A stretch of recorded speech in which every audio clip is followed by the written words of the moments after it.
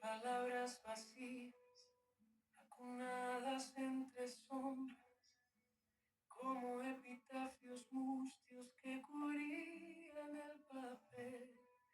Llené pliegos gastados con mi voz dormida, entre ripios fatuos que el viento llevó.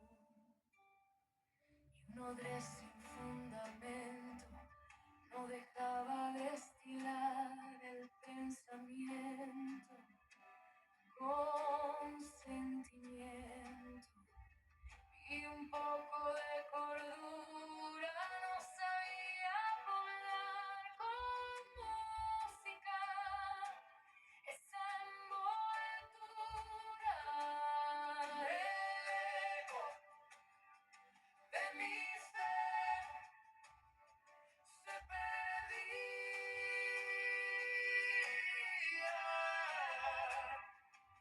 entre versos errantes y una canción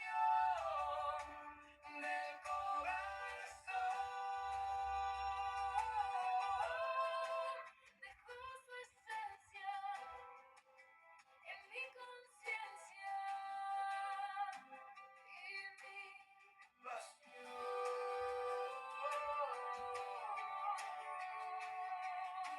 Dejó una sensación de lágrimas quebradas entre palabras presas y la flor de un sueño.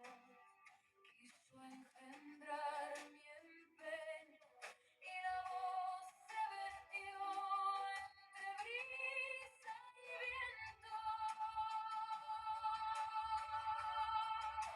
En pobre sonata sin plasmar tan solo un campo por poblar y unos versos por engendrar.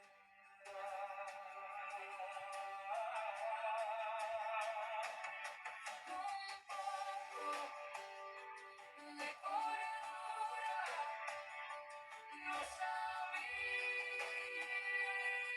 volar y con música esa envoltura, el eco de mi ser se perdía entre versos errantes y una canción del corazón.